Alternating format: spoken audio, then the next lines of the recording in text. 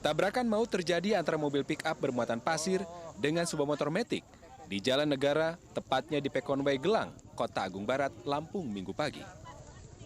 3 orang tewas dalam tabrakan tersebut.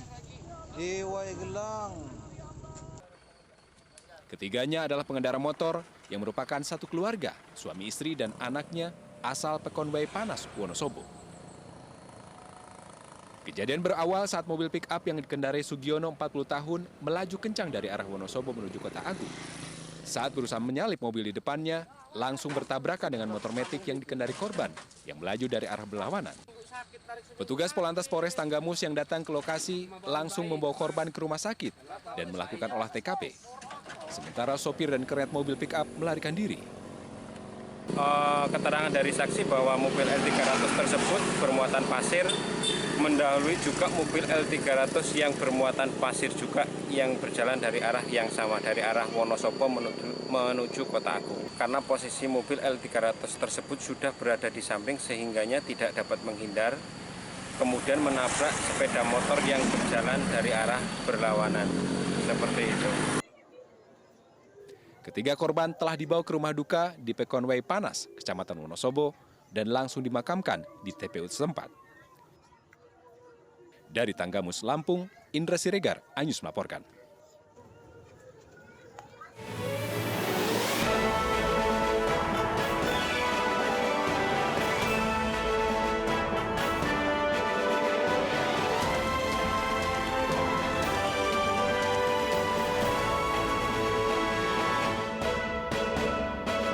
Kejar-kejaran bak film laga mewarnai penangkapan seseorang yang diduga mencuri mobil oleh sejumlah warga di Tebet, Jakarta.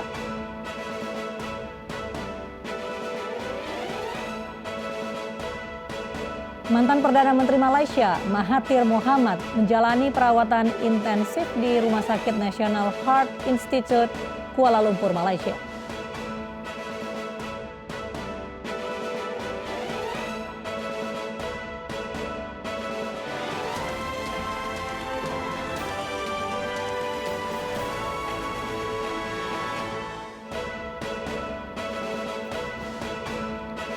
Halo, selamat malam pemirsa. Diduga mengantuk, sebuah minibus menabrak bagian belakang truk di Duren Sawit, Jakarta. Bersama saya, Mirva Suri, inilah iNews Malam selengkapnya.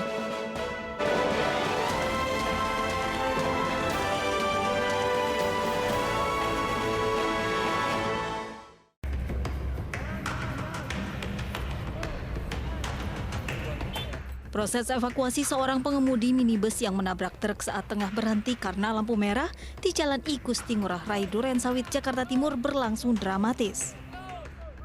Petugas Sudin Penanggulangan Kebakaran dan Penyelamatan Jakarta Timur berupaya mengevakuasi pengemudi yang terjepit di ruang kemudi mobil yang ringsek hingga menghimpit korban. Kejadian berawal saat supir minibus melaju dari arah Jatinegara menuju Pondokopi. Tiba-tiba minibus menabrak bagian belakang truk yang tengah berhenti di lampu lalu lintas. Diketahui korban mengemudi dalam kondisi mengantuk sehingga tidak fokus dalam berkendara. Nah, kita mau belok kanan, kita pergi belakang. Udah gitu aja. Karena posisi lagi lampu merah. Oh, merah posisinya. Proses yang kita lakukan tadi yaitu menarik setir ya, tongkat setirnya itu ke depan. Setelah hampir 30 menit korban berhasil dievakuasi. Korban mengalami luka pada bagian wajah dan patah tulang pada bagian kaki kanannya dan langsung dibawa ke Rumah Sakit Islam Pondokopi.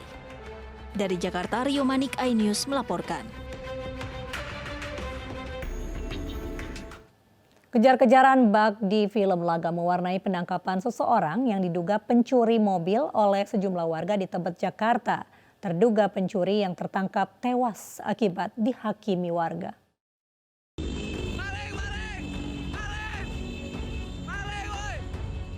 Aksi dramatis pengejaran mobil yang diduga dikendarai seorang pelaku pencurian di kawasan Tebet, Jakarta Selatan Minggu dini hari dilakukan beberapa warga.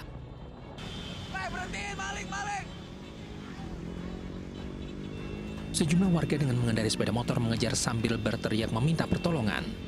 Teriakan tersebut menarik perhatian warga lainnya yang ikut mengejar terduga pelaku. Sebuah mobil patroli polisi yang melintas ikut melakukan pengejaran hingga sempat beberapa kali melepaskan tembakan peringatan. Mobil yang dikejar akhirnya dihentikan warga di kawasan Cakung, Pulau Gadung, Jakarta Timur. Dengan membabi buta, warga menghancurkan mobil dan menghakimi pengemudi mobil hingga tewas. Kita langsung melakukan pengejaran hingga sampai di TKP. Untuk kendaraan juga sudah dalam keadaan rusak berat, dan juga akhirnya kita sudah olah TKP juga untuk diduga pelaku dalam keadaan meninggal dunia. Saat ini polisi menyelidiki tindakan main hakim sendiri oleh warga. Polisi Metro Jakarta Timur juga memburu pelaku yang menghasut warga untuk menghakimi pengemudi mobil yang awalnya diduga pelaku pencurian. Berdasarkan penyelidikan polisi, data kendaraan sesuai dengan identitas korban. Dari Jakarta, Reni Sanjaya, iNews melaporkan. Polisi mengamankan seorang sopir dan penumpang minibus yang viral karena mengancam pengemudi truk di Merak, Cilegon, Banten. Diduga pelaku memalak saat lintas sedang padat.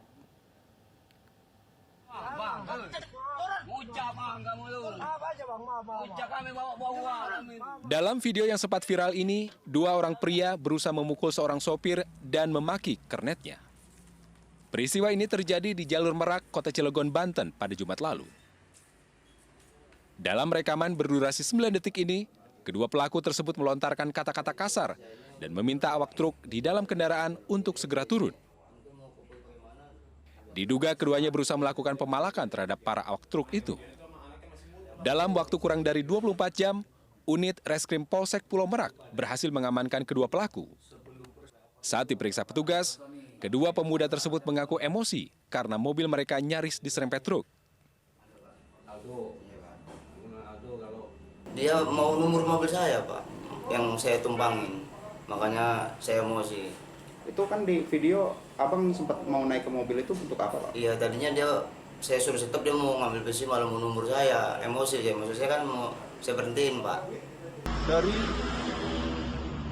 pemeriksaan awal yang telah kita lakukan terhadap kedua pelaku tersebut, permasalahan bermula dari terjadinya perselisihan di jalan sehingga berakhir keributan yang ada terjadi di pom bensin Jalan Cikuasa Atas, Kecamatan Merak, yang kemudian direkam oleh awak truk tersebut. Kami sedang berupaya untuk menghubungi pihak perekam video tersebut dan untuk kita mintain keterangan agar permasalahan tersebut menjadi terang benderang. Polisi masih menyelidiki motif keributan tersebut dengan memeriksa kedua pihak yang terlibat dalam keributan tersebut. Dari Cilegon, Banten, Iskandar Nasution, iNews melaporkan.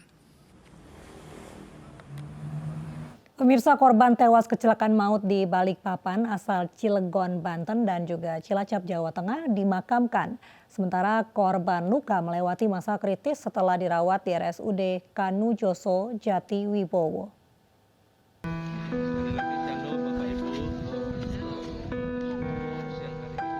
Tangis anak korban kecelakaan maut di Balikpapan pecah saat jenazah dimakamkan. Juni Dedi Ricardo Saragi, warga asal Cilegon yang menjadi korban, meninggal dunia. Anak almarhum mengungkapkan rasa terima kasih kepada polisi karena mempermudah pemulangan korban dari Balikpapan ke Cilegon.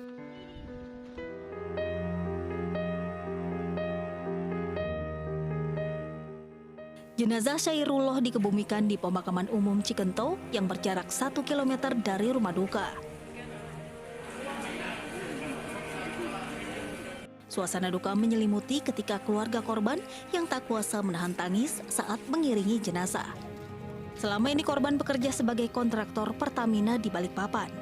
Korban Syairullah merupakan satu dari 4 orang tewas kecelakaan maut yang terjadi di Simpang Rapak, Balikpapan pada Jumat lalu.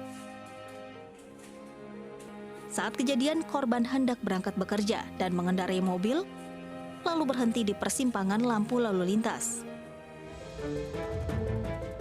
Sementara itu, Gubernur Kalimantan Timur, Isra Nur, menjenguk korban kecelakaan maut di Simpang Rapak yang dirawat di RSUD Kanujoso, Jati Wibowo, Balikpapan. Di rumah sakit ini terdapat 9 korban yang masih dirawat intensif. Gubernur memastikan jika biaya perawatan rumah sakit seluruh korban kecelakaan ditanggung Jasara Harja. Kalau yang meninggal sudah diberikan santunannya oleh Jasa Harja. Untuk diberi papan kemarin kurang dari 12 jam sudah diberikan. Untuk yang di luar, hak warisnya di luar daripada Kalimantan Timur, di tempat lokasi selatan sudah ditimpahkan ke wilayah masing-masing. Ada di Sumatera Utara, Cilegon, kemudian di Cilacap, satu lagi ya? Salah satu korban yang dirawat bernama Muhammad Yamin yang alami kritis setelah kendaraannya ringsek parah ditabrak truk tronton.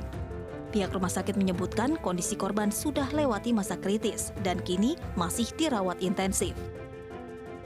Jumat kemarin, truk tronton yang hilang kendali menabrak sejumlah kendaraan di lampu merah Simpang Rapa. Tragedi menewaskan 4 orang dan 30 luka-luka.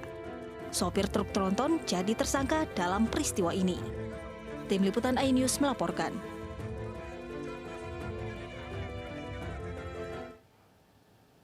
Seorang ibu rumah tangga di Deli Serdang, Sumatera Utara dianiaya tetangganya. Kekerasan itu terjadi setelah anjing peliharaan korban dan tetangganya berkelahi dan menimbulkan kebisingan.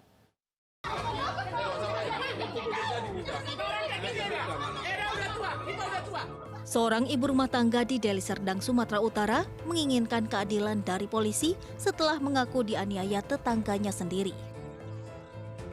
Keributan antara korban dan pelaku di Jalan Kelapa Kemiri ujung Tanjung Pusta, Sunggal, Deli Serdang terjadi pada Oktober tahun lalu. Tiur Ranayani BR Huta Barat mengaku dianiaya tetangganya DN dan 3 anggota keluarganya terkait perkelahian anjing miliknya dan tetangganya. Karena timbulkan kebisingan, korban mengusir anjing tetangganya, namun tetangganya tidak terima. Ya, saya hanya minta keadilan, kan gitu Pak. Soalnya saya udah dari bulan 10, tanggal 24 sudah buat laporan. Tapi sekarang tidak ada ditanggapi gitu Pak. Laporan kemana Kak laporannya? Ke Polres. Polres Tabes ya? Iya Pak. DPH-nya sangat keberatan. Karena peristiwa yang terjadi kepada klien kita sangat layak untuk ditetapkan 351 junto 170 pengeroyokan secara bersama-sama dilakukan. Kita kecewa kepada pihak kepolisian karena menetapkan pasal 352 yang dimana dari video tersebut kita bisa melihat pengeroyokan itu dilakukan secara bersama-sama. Korban kemudian melapor penganiayaan tersebut ke Polres Tabes Medan, namun hingga kini belum ada tanggapan. Kuasa hukum korban meminta agar penyidik kepolisian bijak dan arif dalam terapkan pasal dan menindaklanjuti laporan kliennya. Dari Medan, Sumatera Barat, Aminur Rashid, iNews melaporkan. Beralih ke informasi kebakaran sejumlah bangunan dan kios di kawasan Kalibata, Jakarta yang menyebabkan kerugian ratusan juta rupiah. Sumber kebakaran diduga dari rokok yang dibuang sembarangan.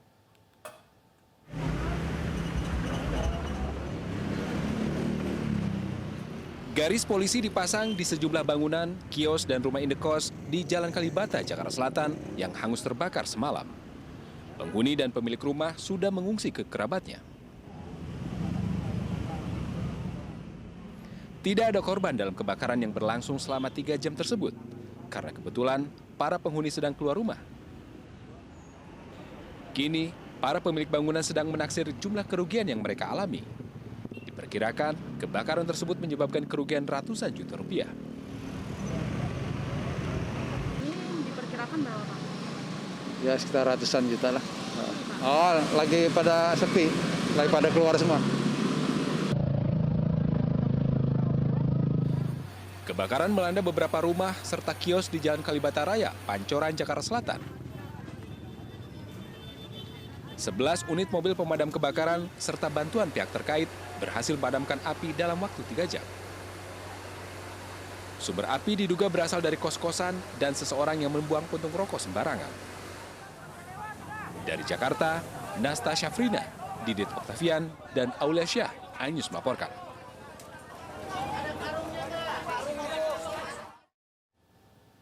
Pemirsa, video Edi Mulyadi yang diduga menghina Kalimantan menjadi sorotan dan viral di media sosial. Menanggapi hal tersebut, tokoh adat Dayak Kalimantan Timur akan melaporkan Edi ke Mapolda terkait penghinaan. yang harganya mahal, punya gedung sendiri, lalu dijual, pindah ke tempat jin buang anak. Pasarnya siapa? Kalau pasarnya kuntilanak, genderuwo, ngapain gue bangun di sana? Ujaran rasisme yang dilontarkan oleh caleg dari Partai PKS Edi Mulyadi terkait ibu kota negara baru yakni Kalimantan Timur viral di media sosial. Pindah ke Kalimantan Penajam sana untuk beli rumah di sana. Gue mau jadi warga ibu kota baru, mana mau? Ujaran tersebut menimbulkan reaksi bagi masyarakat adat Dayak yang berada di Kalimantan Timur. Salah seorang tokoh Dayak di Balikpapan pun akan melaporkan Edi ke Mapolda Kalimantan Timur Senin besok atas dugaan ujaran kebencian dan pelanggaran ITE. Menurut tokoh adat Dayak, ujaran Edi tersebut tidak hanya menyakiti perasaan suku Dayak, namun seluruh warga Kalimantan, khususnya warga Kalimantan Timur. Hampir seluruh masyarakat Kalimantan kami akan melakukan tindakan tegas terkait penghinaan ini, karena ini tidak main-main. Ini menghina sebuah kelompok masyarakat, tidak sekelompok tapi bagian besar dari masyarakat Kalimantan yang betul-betul dihina, dinistakan secara adab ya Mas ya. Dan ini tidak boleh kita biarkan.